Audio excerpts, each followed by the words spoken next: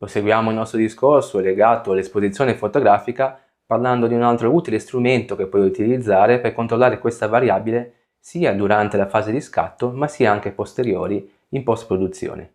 Sto parlando ovviamente dell'istogramma di luminosità, una rappresentazione grafica appunto della luminosità all'interno dei nostri scatti. Cerchiamo quindi di capire come funziona questo strumento per trovare la corretta esposizione delle nostre fotografie. Questo istogramma, come tutti gli istogrammi, ha un asse delle X e un asse delle Y. Sull'asse delle X abbiamo ovviamente la luminosità dei nostri scatti, quindi le varie tonalità, mentre sull'asse delle Y abbiamo quanti pixel corrispondono a quella tonalità. L'asse delle X può essere suddiviso in tre grandi zone. Partendo da sinistra verso destra abbiamo le ombre, i mezzi toni e le alte luci. Quindi nella parte sinistra avremo quelle zone dell'immagine che presentano dei colori più scuri, mentre nella parte destra avremo quelle zone di immagine che presentano i colori più chiari. Ovviamente poi in mezzo avremo le varie tonalità. L'asse delle X può essere anche diviso ulteriormente in 256 colonne, appunto, che determinano ovviamente la luminosità di tutte queste colonne. Nella prima colonna da sinistra, visto che abbiamo le zone delle ombre, avremo il punto di minore luminosità, il nero perfetto. Dalla parte opposta, a destra, avremo ovviamente il punto di maggiore luminosità, il bianco perfetto. In mezzo avremo altrettante colonne, quindi 254, che rappresentano tutti i valori tonali di grigio. Ma tralasciando queste nozioni teoriche andiamo un po' a vedere come funziona questo istogramma, cercando di capire come applicarlo ai nostri scatti.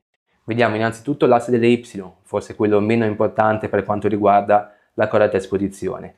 Nell'asse delle Y abbiamo detto che ci sono la quantità di pixel, quindi possiamo avere diverse scene. Possiamo avere per esempio una colonna completamente vuota, significa semplicemente che non ci sono pixel con quel determinato colore nell'immagine. Oppure possiamo avere la situazione più comune dove ci sono ovviamente delle colonne di diversa altezza che rappresentano semplicemente la quantità di pixel per ogni singolo colore. Oppure una terza condizione che possiamo avere è ad avere, come in questo caso, indicato con la freccia, una colonna talmente alta da uscire dall'asse delle Y. Non fare caso a questo valore non vuol dire assolutamente niente per l'esposizione dei tuoi scatti, è semplicemente un limite di questa rappresentazione grafica.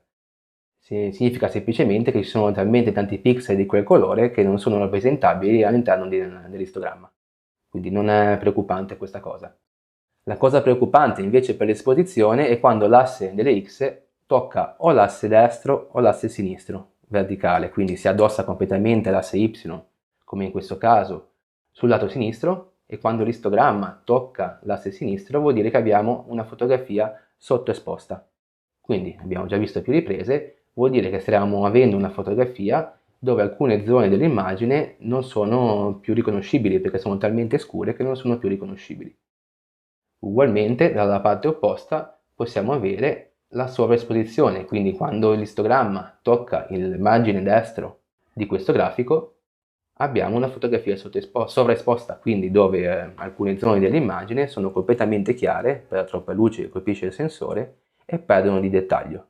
Quindi capisci subito come questo strumento può essere utile in fase di scatto o anche subito dopo lo scatto, ma anche in post-produzione, per cercare di capire la corretta esposizione dei tuoi scatti e quindi modulare poi i valori di tempo e di diaframma in modo tale che l'asse non vada a toccare né il margine destro né il margine sinistro. Ti starai sicuramente chiedendo quale sia la curva dell'istogramma che vada bene per una corretta esposizione dei tuoi scatti. E ti dico già che non esiste una curva che vada bene in assoluto. Puoi leggere online tranquillamente che la curva campana è sicuramente la migliore, quindi una curva con la parte centrale un po' più alta e che decresce ai margini dell'istogramma. Questo può anche essere vero, ma dipende assolutamente e innanzitutto dalla scena che abbiamo davanti. Se per esempio andiamo a vedere questa fotografia qua tramite il programma Lightroom che ti offre la possibilità di vedere il tuo istogramma, una fotografia correttamente esposta, che vedi comunque si addossa praticamente completamente al margine destro, ma è ovvio perché in questa fotografia abbiamo uno sfondo completamente bianco, quindi la prevalenza di colori in questa immagine è essenzialmente di alte luci. Quindi l'istogramma dipende anche dalla fotografia che hai davanti. In questo caso è ovvio una presenza di alte luci e se noi andiamo per esempio ad attivare gli allarmi di esposizione, vediamo che abbiamo bruciato solo alcune zone dello sfondo, quindi zone che a me non mi interessa avere del dettaglio in quelle zone. la parte importante abbiamo bruciato anche un pochettino lì intorno all'occhio, ma si può tranquillamente recuperare. Ti dicevo, zone che non mi serve avere del taglio, mi serve avere del taglio sul peluche e sugli altri componenti della fotografia, non sicuramente sullo sfondo. Quindi l'istogramma dipende dalla fotografia che abbiamo davanti. Ugualmente, se abbiamo una fotografia fatta di notte come questa qua, è ovvio che l'istogramma sia praticamente addossato alla curva verso sinistra, anche in una situazione di tramonto succede una cosa del genere. Quindi l'istogramma è spostato verso la zona delle ombre. Ma perché? Perché ti dicevo, abbiamo una fotografia con prevalenza di colori scuri. Quindi l'istogramma dipende dalla fotografia che abbiamo davanti.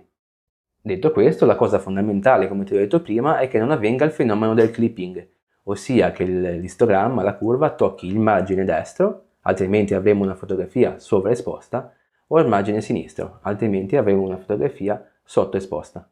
Vediamo ora dove possiamo trovare il nostro istogramma. Ti ho detto che all'interno della fotocamera è presente, per esempio nella Nikon D7002, è presente in live view, quindi quando stai ancora facendo lo scatto, solo nell'opzione diciamo di ripresa con video, comunque è anche utile in questo caso, e vedi come cambiando i vari valori di tempo o di diaframma spostiamo l'istogramma o verso destra o verso sinistra, quindi creando una fotografia sovraesposta o sottoesposta.